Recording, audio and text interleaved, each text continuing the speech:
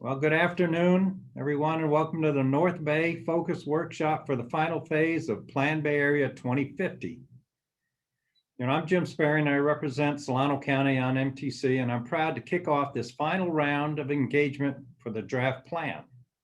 After 3.5 years of public discussion and intensive technical analysis, we have reached a critical milestone, the release of the draft Plan Bay Area 2050. This 30-year plan charts a course for Bay Area that is affordable, connected, diverse, healthy, and vibrant, not just for some, but for all the residents here in our region through the 2050 and beyond.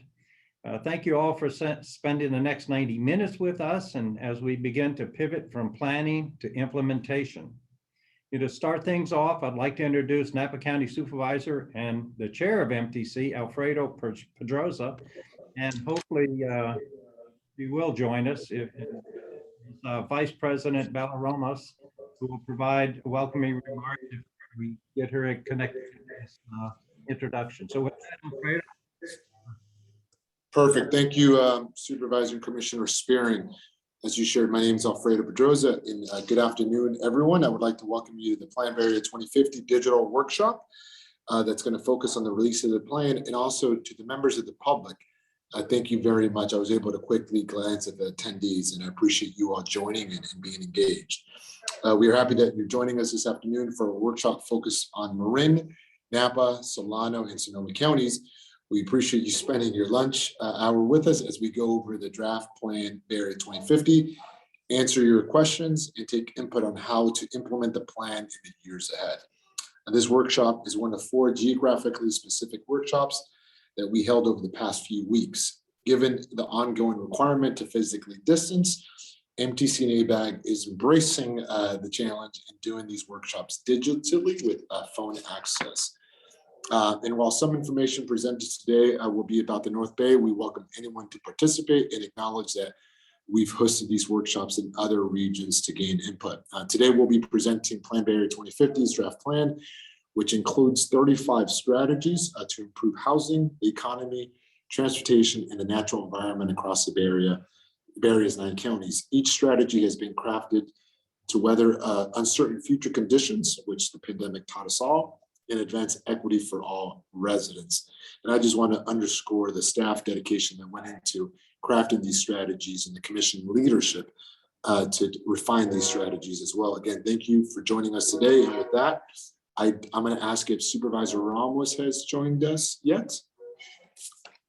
Ursula, I don't see Supervisor Ramos with us at this junction, so I'm just going to, she is my colleague on the Napa County Board of Supervisors and also Vice President of ABAG. In her comments, she just wanted to share acknowledging the challenges that we've all had faced in the past year with the COVID pandemic, the political unrest and the extreme fires last year that impacted multiple of our counties. We want to continue to state our continued support of the Black community and all communities who are affected by violence and injustice and have continued to claim too many lives here in the Bay Area and around the country. As regional agencies that focus on transportation, housing, and environment, and the economy for the Bay Area, it is our role to increase access to opportunity. And I want to underscore that. Plan Bay Area does that by creating a more affordable, connected, diverse, healthy, and vibrant Bay Area for all.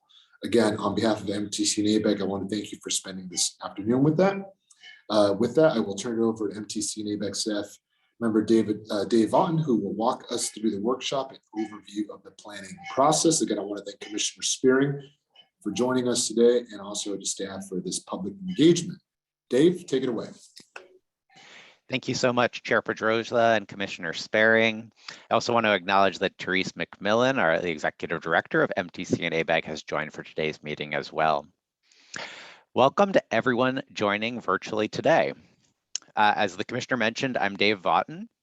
I'm the Assistant Director of Major Plans at MTC and ABAG, and we are really excited to share the outline of the draft plan with all of you this afternoon.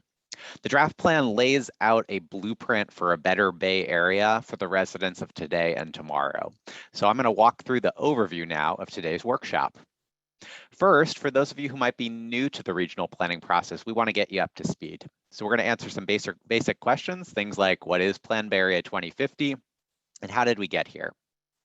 Then you'll hear from MTC and ABAG staff member Anoop Tapaze, who will go into detail about the draft plan, including details on the planning process that fueled the effort, the plan's guiding principles, strategies, and revenues, and the plan's projected outcomes and growth pattern.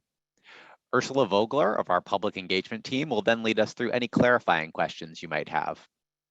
She'll turn it over then to MTC ABAG staff member Chirag Rabari, who will walk you through some of the most critical strategies included in Draft Plan Bay Area 2050.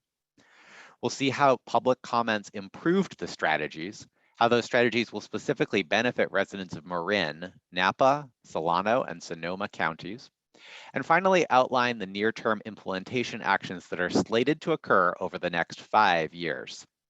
We'll then spend about 30 minutes answering your questions and taking any comments you might have. Finally, Ursula will close out today's meeting by letting you know how you can make additional comments. For today's workshop, please use the Q&A box to submit your questions, and we'll take your comments through those as well. Everyone will be muted during the workshop, so if you called in, we'll call on you towards the end of the Q&A period, and you'll be able to unmute yourself to make your comment. We ask that you're respectful of others' comments.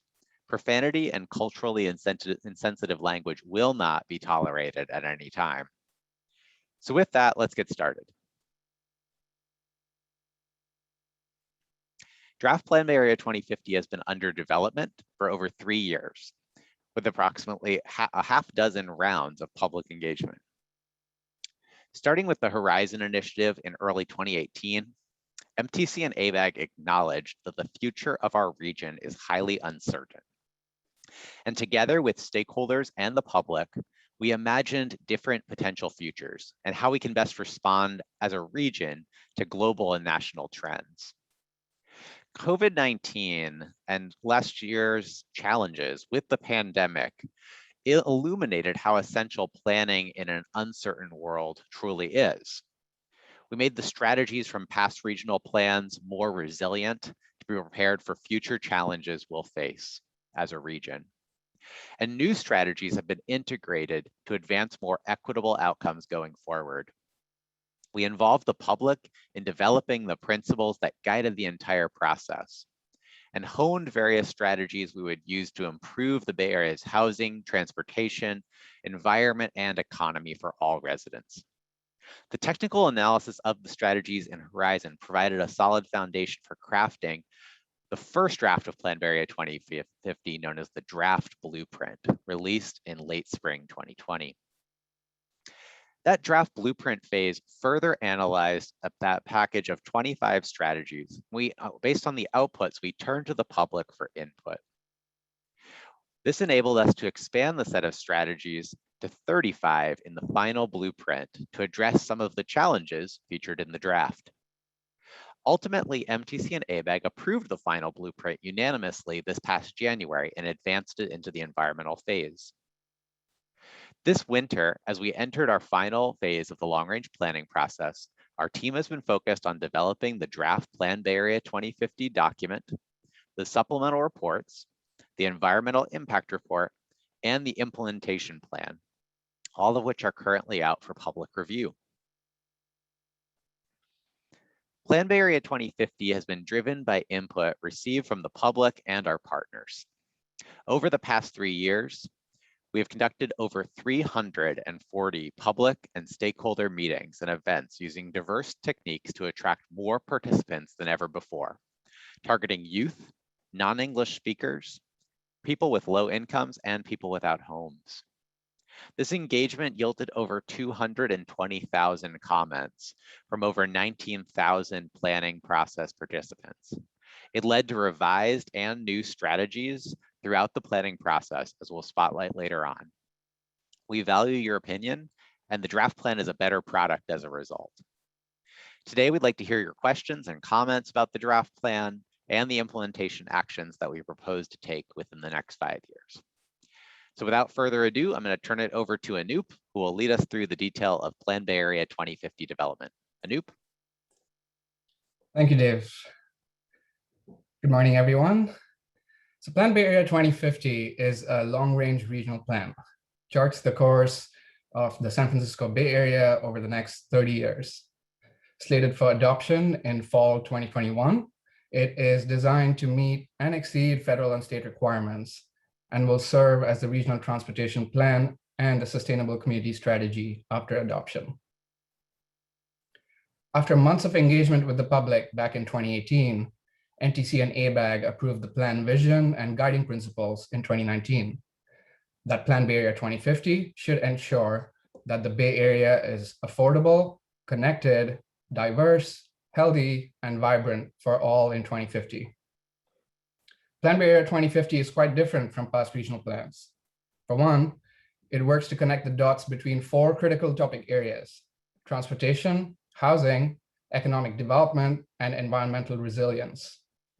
It does this with 35 interconnected strategies.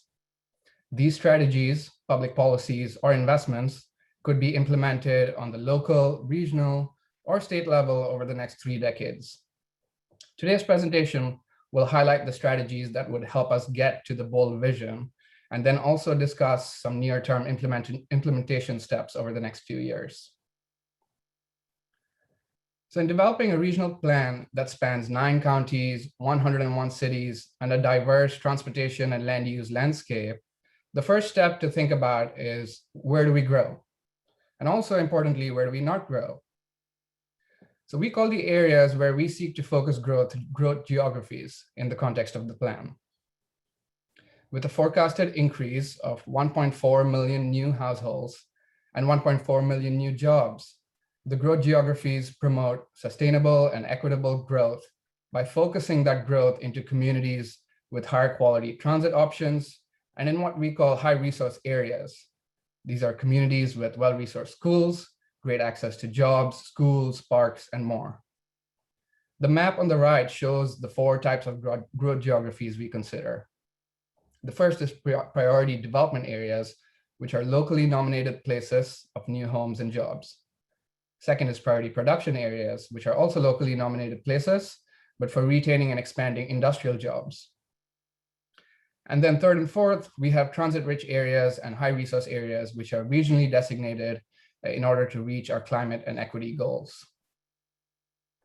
By focusing growth in these growth geographies, we can protect parks, open space, and agricultural lands at the region's periphery from development and preserve them for future generations to enjoy. We can also focus growth away from unmitigated high hazard areas, places at high risk of wildfires and sea level rise.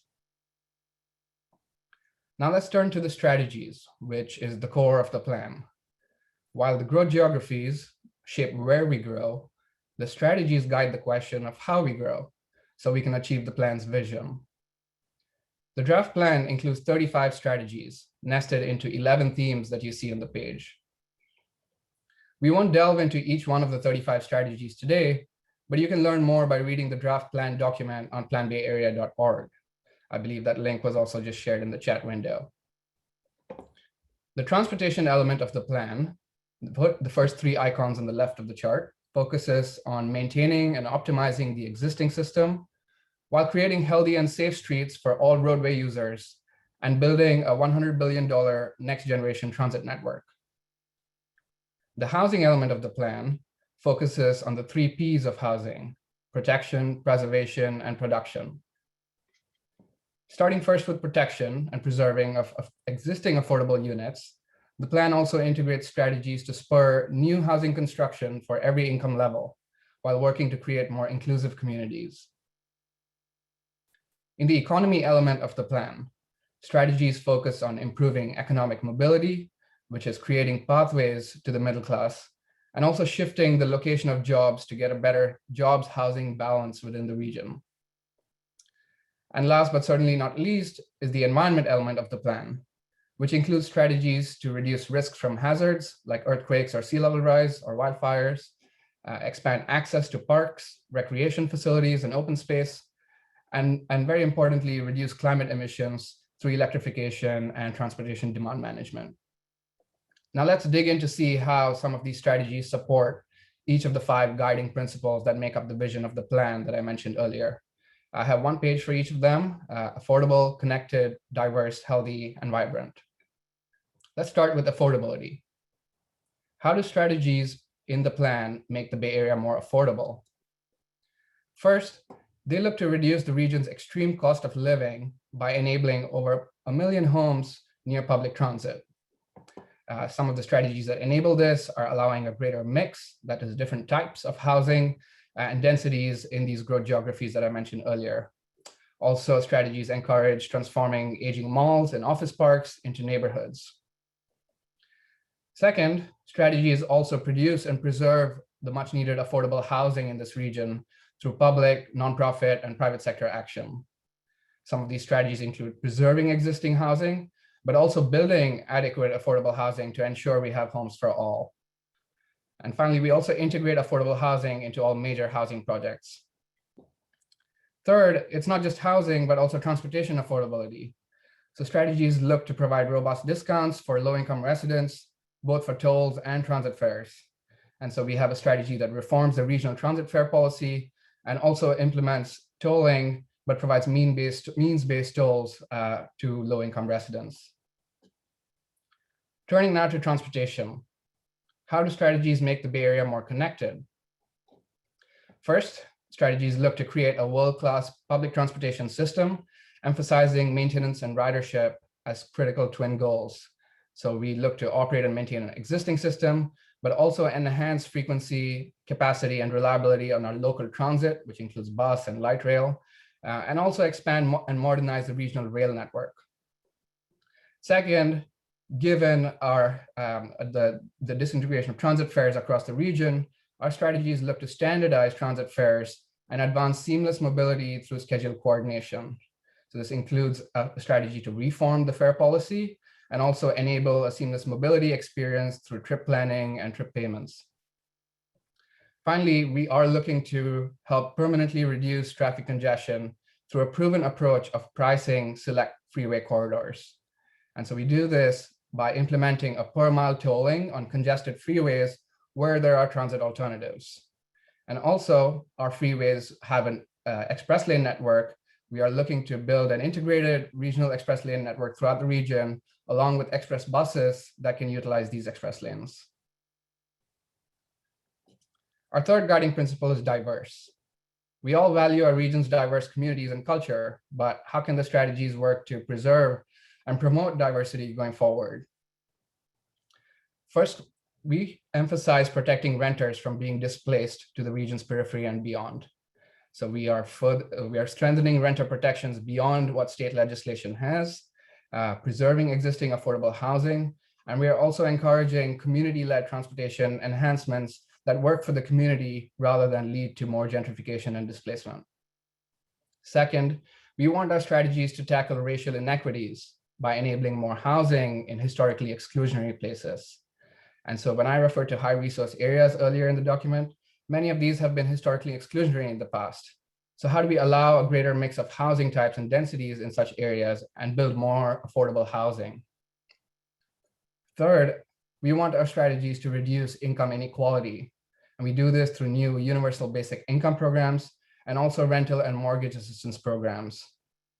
These assistance programs would target our equity priority communities and also provide assistance for small businesses. Pivoting now to health. And we mean health for residents as well as health for the environment. Strategies tackle different angles. First, we strive to eliminate traffic deaths by making streets safer for all roadway users. And we do this through our regional Vision Zero policy, which includes street design improvements to help reduce speed limits by design and also enforce reduced speed limits. Our plan also includes a strategy to build a complete streets network that makes it much better for our pedestrians and bicyclists. Second, we are also looking to protect tens of thousands of Bay Area homes from rising sea levels and from potential earthquake and wildfire damage. And so the strategy is to adapt to sea level rise, but also provide means-based financial support to residential buildings to reduce the risk exposure to earthquake and wildfire damage. Finally, we are looking to tackle climate change. And so while many of our strategies are geared towards that, we also have specific strategies to expand our clean vehicle initiatives to encourage adoption of clean vehicles, We fund energy upgrades to enable more carbon neutrality in existing buildings, and we expand our transportation demand management incentives and expand commuter trip reduction programs at major employers so more people can rely on alternative forms of transportation rather than driving. Our last guiding principle is vibrant. We are looking to have a vibrant regional economy for everyone with opportunities for all residents, and this is essential to our economic recovery from the pandemic. First, we encourage more job growth in housing-rich areas. Currently in our region, people travel long distances for their jobs, and this is because maybe jobs are concentrated in some parts of the region and housing in others. So we look to provide incentives to employers to shift jobs to housing-rich areas and also increase commercial densities in growth geographies. Second, we want to preserve our critical industrial lands and work to catalyze job growth in these locations. I mentioned earlier the priority production areas. These help retain key industrial lands. And we have also a strategy to expand job training and incubator programs to promote more economic mobility. Finally, as has been exposed through this pandemic, we want to ensure that all communities have access to high-speed internet to fully participate in the digital economy. Now, of course, all these strategies and transforming our communities and the region to realize the plan's vision requires financial resources. In total, we think that the strategies in the plan require roughly $1.4 trillion in revenues over the next 3 decades. And this is across the 4 elements of the plan. In transportation, existing fund sources over the next 30 years would be able to fund about 80% of the investments in the plan. The remainder relies on new, reasonably anticipated revenues, as well as new revenues generated from some of the strategies within the plan. In the other 3 elements, housing, economy, and the environment, funding gaps are more significant. And we think fully advancing the vision of the plan would require new federal, state, regional, and local revenue measures. I have 2 more slides here before we pause for questions, where I want to walk through some of the outcomes of the plan at a high level. First, I'd like to show you how our forecasts for housing and job growth locations panned out across the Bay Area. We developed these projections based on the existing land use pattern in the Bay Area, the forecasts for population and jobs over the next 3 decades, the growth geographies where we focus growth, as I shared earlier, as well as the package of the 35 strategies which work to influence the location of housing and employment. Now we know that the future is highly uncertain, but this growth pattern on this page helps us understand the types of places that are likely to see more growth if all the plan strategies are implemented at all local, regional, and state government in the coming years. So starting with the housing pattern on the left, the plan fully accommodates what I said earlier, the 1.4 million new households with housing units at all income levels. The bubbles on the chart relate to each of the 9 counties. The size of the bubble reflects the share of the regional growth it would be likely to see. So you'll note that Santa Clara County at the bottom would take on the largest share of housing growth, 1/3 of all new units over the next 3 decades. The East Bay takes another 1/3 of the new units, and the remainder primarily in San Francisco and San Mateo counties. The North Bay would see less than 10% of future housing growth over the 30-year time period. Now focusing on some of the statistics on the bottom left of the chart. 43% of the housing growth is forecasted to locate in big 3 cities, San Jose, San Francisco, and Oakland. 85% of the new housing growth would be located within the growth geographies. This promotes sustainable and equitable growth. 82%, or 4 out of 5 new homes, would be located within a quick walk of frequent high-quality transit. And all new housing would be focused within existing urban growth boundaries. Now, when it comes to the future jobs on the right side, you'll note that the growth pattern resulting from the strategies within the plan successfully aligned the location of new jobs with the location of the new homes. Again, just over 1/3 of new jobs would be located in the South Bay, with strategies successfully shifting a greater share of new jobs towards housing-rich communities in places like Alameda and Solano counties to achieve a better balance of housing and jobs in the East Bay and North Bay. San Francisco's share of future job growth closely aligns with its future housing growth. And again, on the statistics on the left, at least 3 out of 5 new jobs would be located within a quick walk of frequent high-quality transit to help support our state-mandated climate goals. What I also really want to focus on is what implementing the plan would mean for the residents of Bay Area. So again, these are by the 5 guiding principles of the plan. One of the most significant and positive impacts, in our opinion, is the potential of the plan to improve affordability for all Bay Area residents.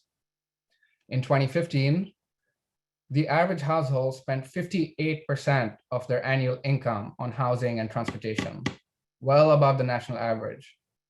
The strategies in the plan would bring that share down by 13 points, or to 45% of the household's annual income by 2050. Households with low incomes would see even greater reductions as transportation strategies provide targeted relief through income-based discounts, and housing strategies prioritize deed-restricted housing production for those in greatest need. And also universal basic income provides income security. On connected, implementing the plan would also make the Bay Area much more connected by all forms of transportation, with a more frequent and more seamless transit network connecting communities and thousands of miles of bicycle and pedestrian paths. Nearly 20% of workers would be able to shift away from auto commuting today. And nearly half of all households and 75% of all households with low incomes would be within half a mile of frequent transit. The plan would also provide for more affordable housing in historically exclusionary jurisdictions and create more choices in housing locations for households with low incomes. This would enable more diverse and more inclusive communities. Families with low incomes, many of whom have been displaced to the region's periphery, would have more opportunity to relocate to areas rich with transit and the region's best schools, parks, and other infrastructure where the plan focuses affordable housing production and preservation. Draft plan strategies for renter protections also help enable residents to stay in place and reduce the risk of displacement. Assistance for home ownership in the plan would help at least 10% of the region's low-income residents to buy their first home. Under Healthy, the plan meets the state-mandated greenhouse gas reduction target, while also concurrently protecting nearly all homes from sea level rise impacts through 2050. Bay Area residents are forecasted to be healthier and safer, with better access to parks, improved air quality, increased safety from vehicle collisions, and also reduce risk exposure to natural hazards such as earthquakes and wildfires. Finally, the plan looks to create a more vibrant Bay Area by improving the jobs housing balance in counties, especially the East and North Bay, and bringing more jobs to housing-rich communities. It also brings more homes to jobs-rich communities in the West and the South Bay, and this helps shorten commutes for all workers. Robust economic output and job growth indicators suggest that the Bay Area economy would thrive under the draft plan, with new regional revenue sources invested back into the region's transportation, housing, economy, and the environment. I will now hand it over back to Ursula, who will lead us in answering and clarifying any questions you may have. Thank you so much, Anoop. I also wanted to acknowledge that Napa County Supervisor and ABAG Vice President Belio Ramos has joined us, as well as Sonoma County Supervisor and ABAG Executive Board Member David Rabbit, Novato Mayor and ABAG Executive Board Member Pat Eklund, and also American Canyon Mayor and ABAG Executive Board Member Leon Garcia. We really appreciate you participating with us today. So we will now answer any clarifying questions you may have. Please enter any questions you have into the Q&A box, and we'll take them one at a time. For those of you on the phone, please press the raise hand button or *9 on your phone's keypad. And once I call on you, please unmute yourself by pressing the microphone button in Zoom or *6 on your phone's keypad. So we'll start with the first question. First question, due to climate change, the effects of the Delta flooding and the severe need for forest fire evacuation routes, many have said that Highway 37 should already be an elevated 4-lane highway, which would accommodate protected wildlife and traffic flow. And by 2050, a total of 6 lanes would be needed. What are the projected expansion plans for Highway 37? Thank you, Jesse, for the question. So there is a project within the plan for significant improvements to the Highway 37 corridor. There is a near-term action plan that helps alleviate traffic congestion temporarily, and also a longer-term project that creates an elevated highway. As you may know, there is already a planning project underway in collaboration with Caltrans, as well as the 4 North Bay counties, to determine what the exact specifications of this highway would be. But definitely one of the major long-term impacts of such an elevated freeway are the environmental benefits. Dave, if you have more specifics on that project, would you please add that in? I'll just add a little bit more on this. So as Anoop was mentioning, the full rebuild of the corridor, 4 lanes all the way from Novato over to Vallejo, is included in the plan. In the latter half of the plan, it includes a significant amount of regional discretionary monies assumed to fill funding gaps associated with that project. It's on the costlier side, and it accounts for a large chunk of the adapt to sea level rise strategy in the plan. So strategy EN1, it totals about $19 billion. We're spending about a quarter of all those monies on the 37 corridor. So it's a corridor that really is going to be impacted early on by sea level rise. And it's a critical highway corridor that connects the North Bay. So that is a central investment in Plan Bay Area 2050. Okay, thank you both. Next question from Anthony. I've been living in the North Bay, particularly in Marin County, for over 15 years. Judging by Plan Bay Area's projections, it looks like my county will see the least population growth and a negative jobs development, which means my county will still be dependent on San Francisco for jobs and opportunities. Although it's understandable that Marin County wants to preserve its semi-rural landscape, I believe it's time for the county to grow further and build more homes. My question, therefore, is, with your projections, how do you think Marin County should proceed with Plan Bay Area's projections if it wants to exceed its expectations, particularly in the jobs front, to attract even more residents and workers in already aging communities? I'm going to tackle this question. It's a good question, Anthony. I think, first of all, it's really important to remember that the projections for Plan Bay Area are just that. They're projections based on the strategies in the plan. And we know that there's a lot of uncertainty about what happens next in the region, which is why these strategies have been stress tested against slow growth, fast growth, a whole suite of different potential futures during the Horizon Initiative. What I would say to your comment, I think, first of all, this plan has to balance a wide variety of different objectives, our climate goals, social equity goals, the mobility needs of the region, the challenges related to sea level rise. And this plan has a significantly higher projection for housing for Marin County than in past iterations, especially affordable housing, which is especially critical in Marin and in much of the region. At the same time, as we look at the jobs front, we are projecting basically limited or slight decline in jobs in Marin County going forward as we see more folks retiring, retail challenges, competing with e-commerce warehouses outside of the county. In terms of strategies that the county could consider, we have laid out a suite of different housing and economic strategies that could be amped up further if the county wanted to try to grow jobs or housing at a faster rate. One I'll spotlight is we did include a strategy related to employer subsidies to locate offices in more housing-rich parts of the region. In Marin County, one location that strategy targeted was the area around the San Rafael Transit Center as a key hub for transit in the Bay Area.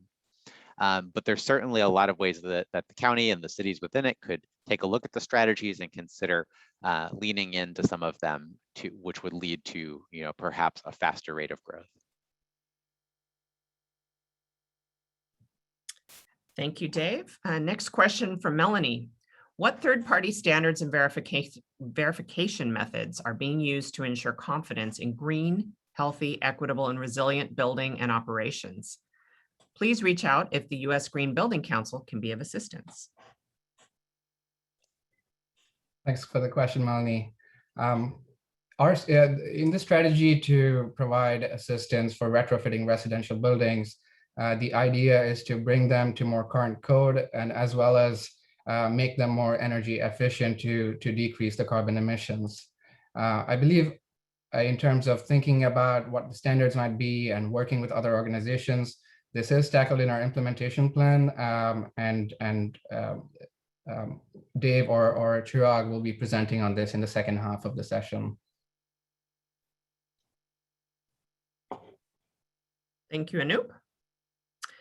Next question from Logan. Regarding frequent public transit, what kind of transportation exactly? Are there limiting factors that would circumscribe people who are reliant on public transportation to certain areas in the Bay Area, or would they be able to access the entirety of the Bay Area in an efficient and affordable manner? Thank you. Thanks for that question.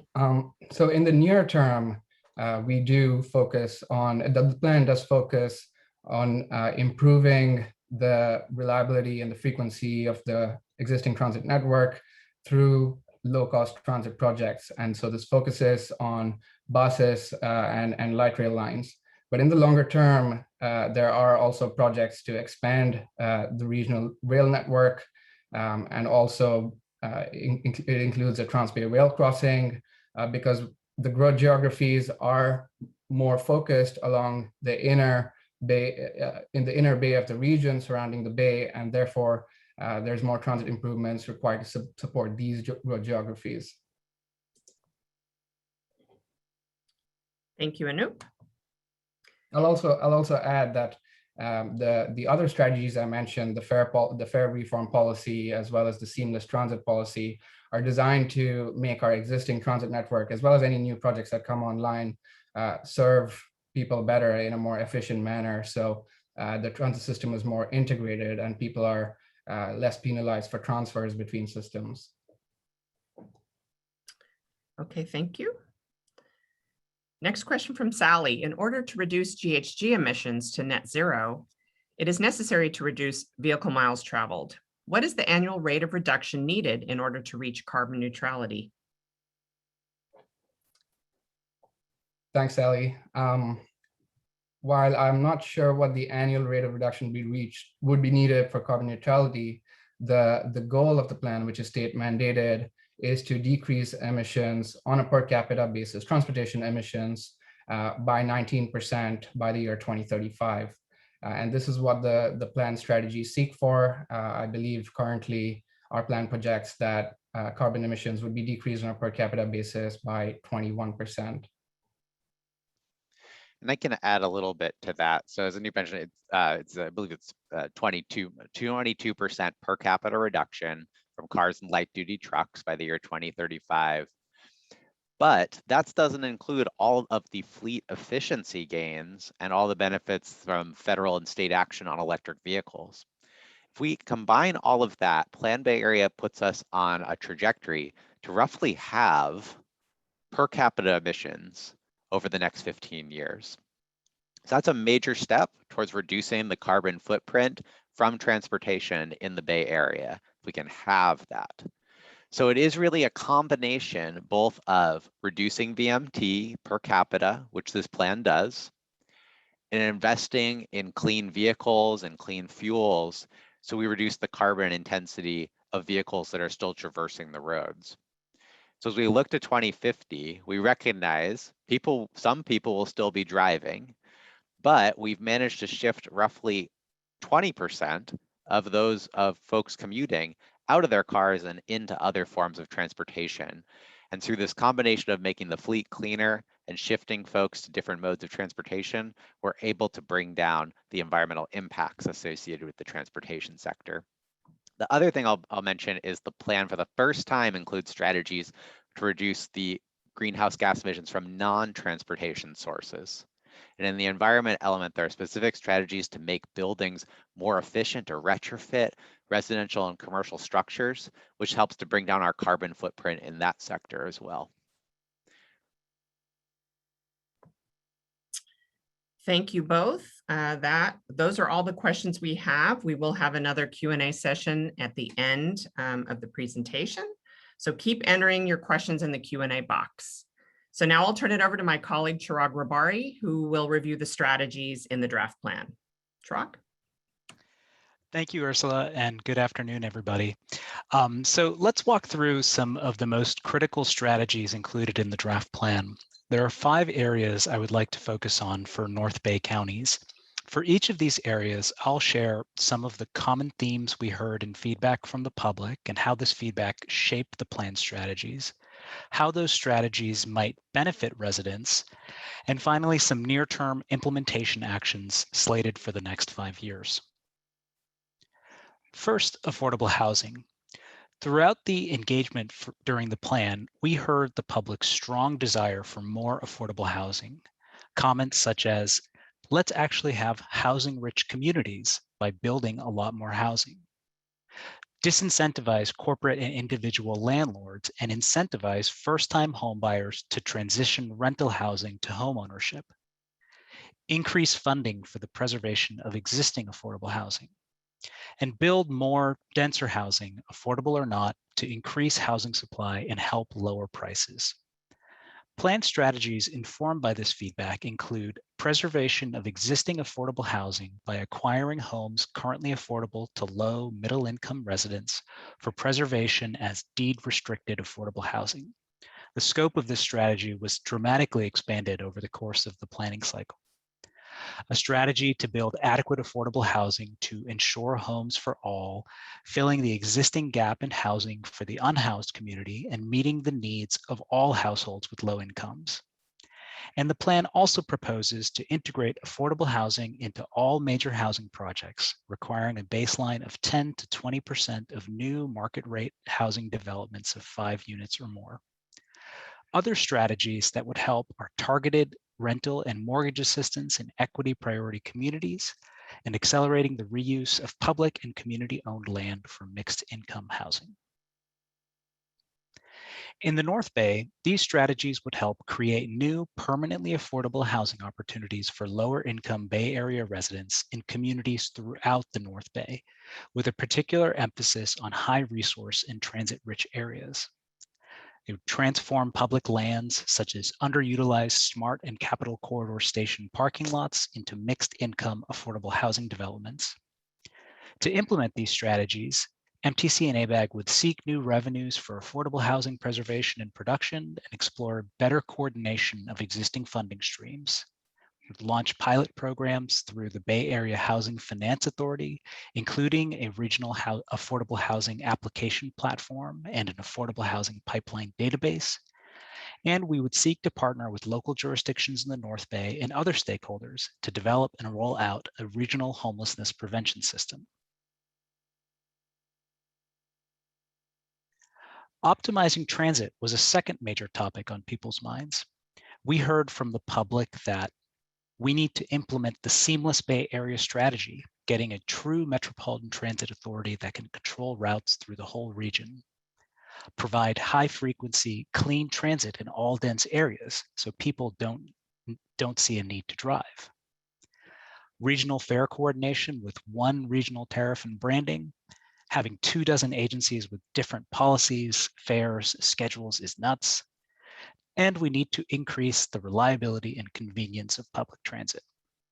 2 strategies I want to highlight here are enabling a seamless mobility experience, which includes streamlining fare payment and trip planning, schedule coordination, and a more unified wayfinding experience, and reforming regional fare policy with an integrated fare structure across transit operators. With the implementation of these strategies in the North Bay, we would see key stations such as San Rafael Smart Down Station, Downtown Santa Rosa Smart Station, and Vallejo Ferry Terminal transformed into timed transfer hubs with easy connections between local and regional transit lines. First and last mile services made more affordable by pivoting away from operator-specific transit fares, which would enhance ridership on the existing SMART system and on longer distance express bus services. In the next 1 to 5 years, we intend to implement the recommendations of the 2 task forces that have already been deliberating on some of these strategies, the Blue Ribbon Transit Recovery Task Force and the Fare Integration Task Force, which are both made up of representatives from transit agencies and other organizations across the region. And the Blue Ribbon Transit Recovery Task Force in particular is chaired by Commissioner Sparing. Implement the customer-centric fare payment and integration recommendations of the Fare Integration Task Force, and further, the Clipper mobile app, next generation Clipper, and regional transit mapping and wayfinding will enable seamless integration of the network. Managing traffic congestion is another key topic in the North Bay and across the region. Residents recognized the importance of road use charges and had a lot of feedback that really shaped this strategy. Some comments were, implement tolling or road tax or congestion charge and use the funds to build transit and pedestrian-friendly streets, not just for commuting, but for everyday life. Road use charges are highly cost-effective. They should be piloted ASAP and scaled up as a contingency if greenhouse gas goals are not being met, or add express lanes without widening the freeways, and add more express buses that travel to more places. This would enable people to live where they work. The planned strategies call for implementing per-mile tolling on congested freeways with transit alternatives by applying a per-mile charge on auto travel on select congested freeway corridors where reliable transit alternatives exist, with discounts for carpoolers, low-income residents, and off-peak travel, and reinvesting excess revenues into transit alternatives in those corridors, and building an integrated regional express lane and express bus network by completing the build out of the express lanes network, providing an uncongested freeway lane for buses, carpoolers, and toll-paying single or zero occupant vehicles. How would traffic congestion in the North Bay improve with the implementation of these strategies? In the North Bay, there are express lanes projects slated for implementation on the I-80 corridor, as well as carpool lanes in the Marin-Sonoma Narrows, as a near-term implementation action to provide users an alternative to congestion. And in the medium to long term, we are proposing all lane tolling on freeways paralleling SMART and Link 21, with revenues reinvested into improved express bus frequencies along I-80 and US 101 to provide faster alternatives to for driving.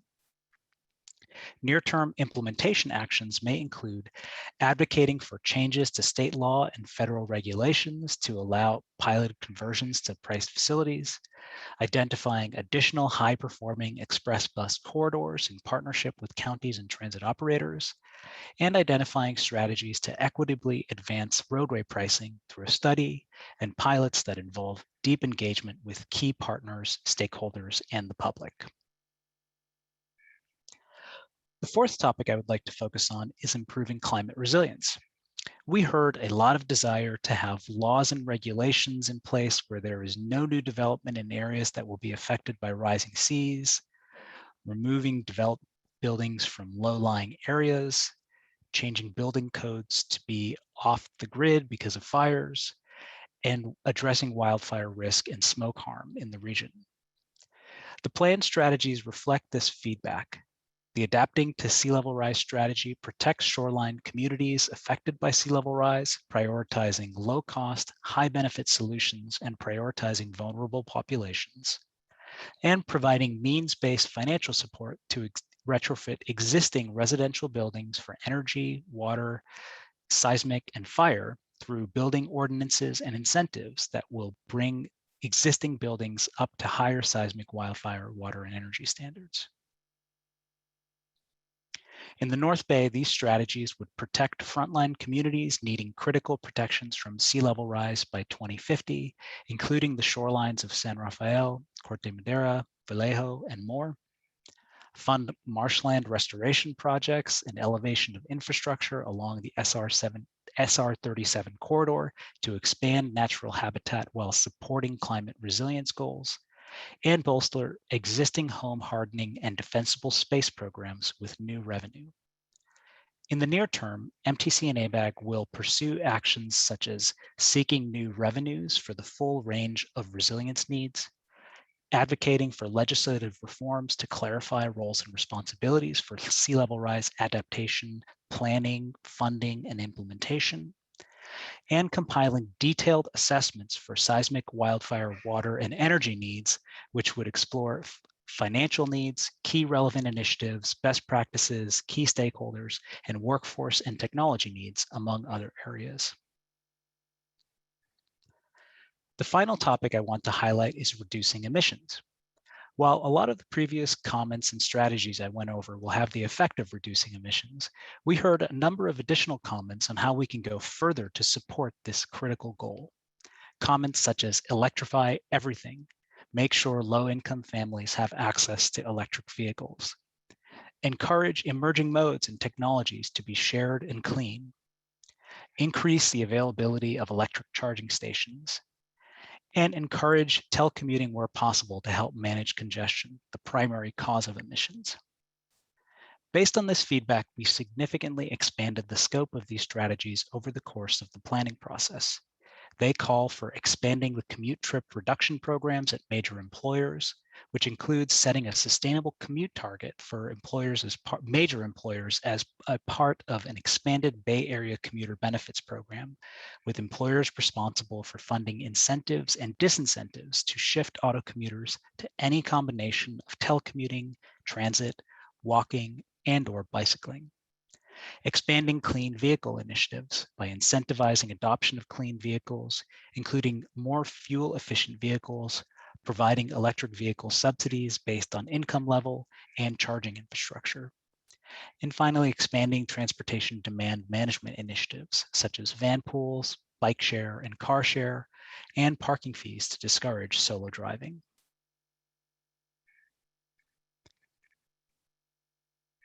Next slide, please.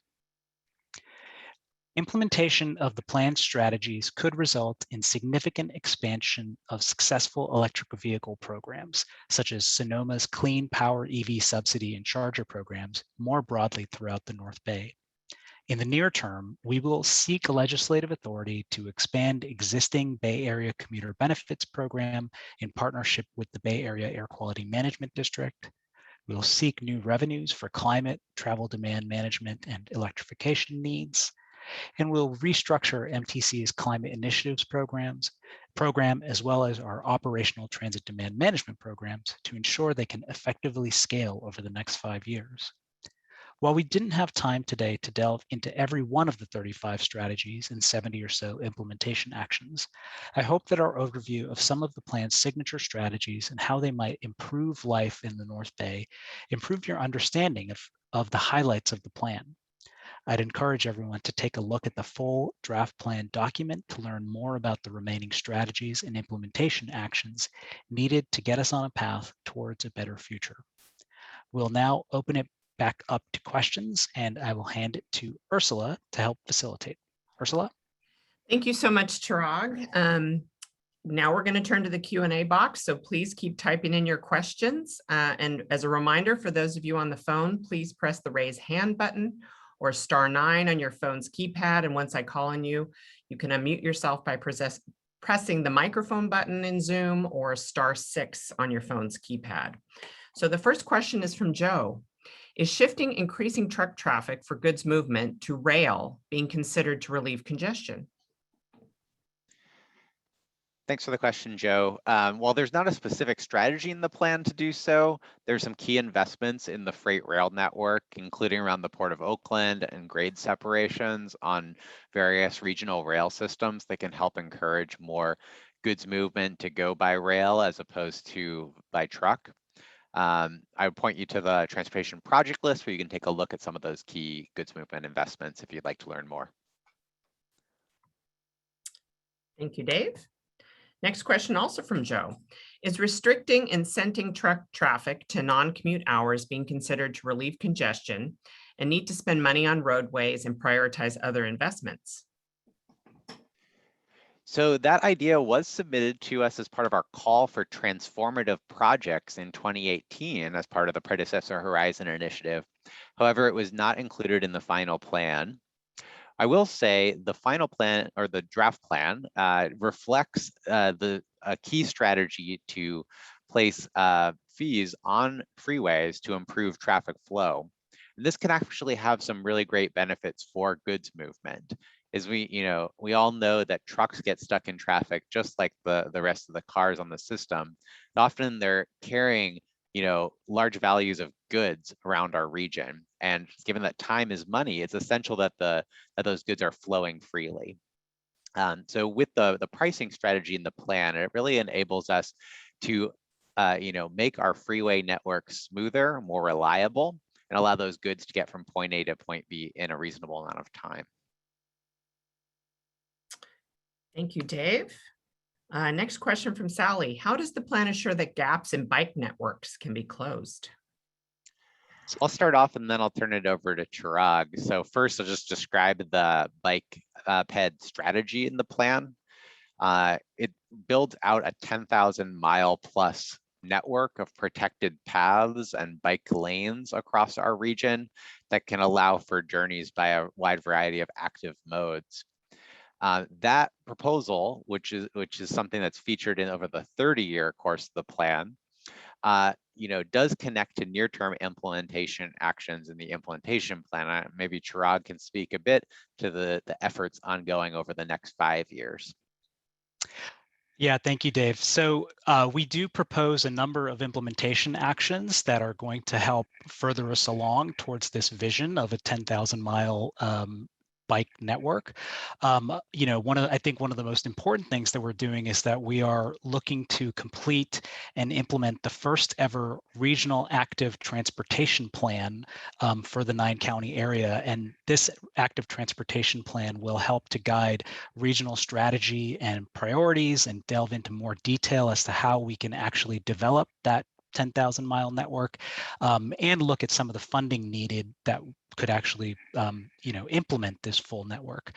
But that's not the only thing that we're looking at. We are looking at how obviously this is a $13 billion strategy over the next 30 years. So seeking new revenues from state and federal sources to help pursue these complete streets priorities is going to be a major area of focus.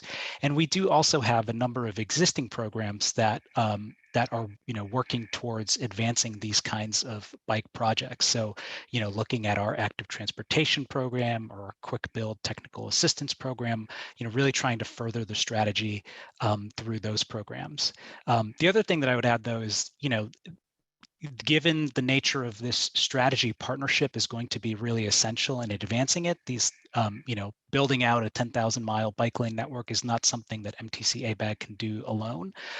So during the partnership phase of our implementation plan, which we'll be going through the summer, we're really going to be exploring how we can work together with our county partners and our local jurisdiction partners to implement these projects at a local level. So that's something we're going to be delving into a lot more detail over the next few months.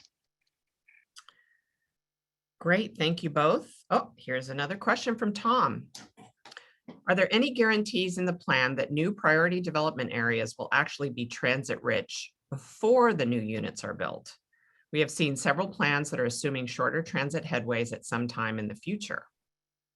It's a good question, Tom. So first of all, I just want to clarify, priority development areas are not required to be transit rich. There are two types of priority development areas. There are transit rich priority development areas, and then there are what we call connected community priority development areas that have a basic bus service of 30 minutes or better. So there are these two different typologies, and that means that they have different types of growth in them. Ones that are transit rich are better primed for more intensive growth with more jobs as well as housing. versus the connected community PDAs are more closer to the neighborhood scale. So there's these different types of PDAs that reflect the diversity of the region. In addition to PDAs, there are also transit-rich areas and high-resource areas that kind of flesh out the areas for future housing in Plan Bay Area 2050. Now, that being said, the plan includes a suite of different transit frequency boosts across the region, and it actually prioritizes investments to make every PDA meet that threshold in the first half of the plan. So the idea being that that is a high priority for the first half of the plan to move forward with those frequency boosts, so that way development is going to be well served by transit going forward. Thank you, Dave. We no longer have questions in the Q&A box. I'm going to wait a little bit here just to see if there's any questions. This is the last opportunity to ask questions on the plan. And if you're on the line, we have one person on the line. If you'd like to ask a question, please raise your hand and you can unmute yourself.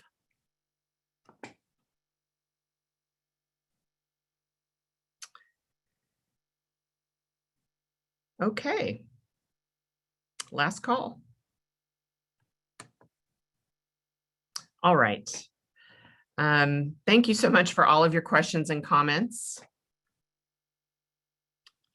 So what's next for the draft plan? Next slide.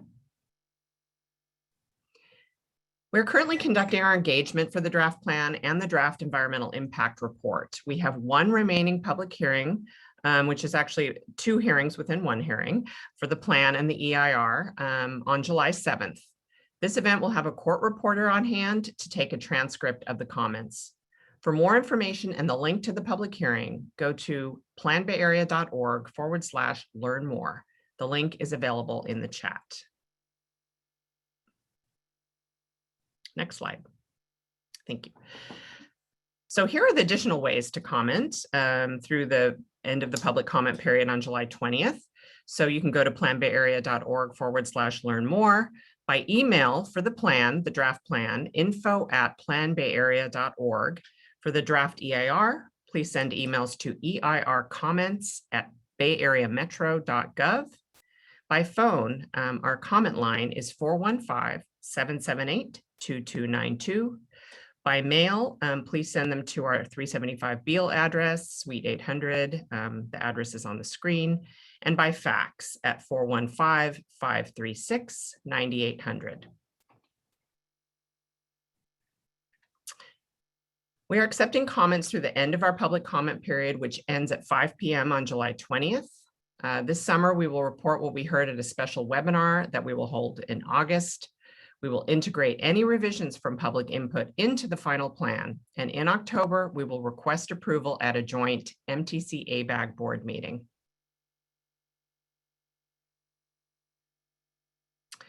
We would like to thank you so much for spending this a little over an hour with us.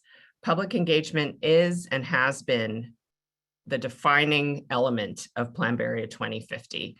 And we really, really appreciate your comments and how they've helped craft this plan. Please tune in this summer for our presentation on what we heard during the public comment period. Again, for specific dates and times, please go to Plan Bay Area website for more information. The link is in the chat. And with that, thank you again and have a great afternoon.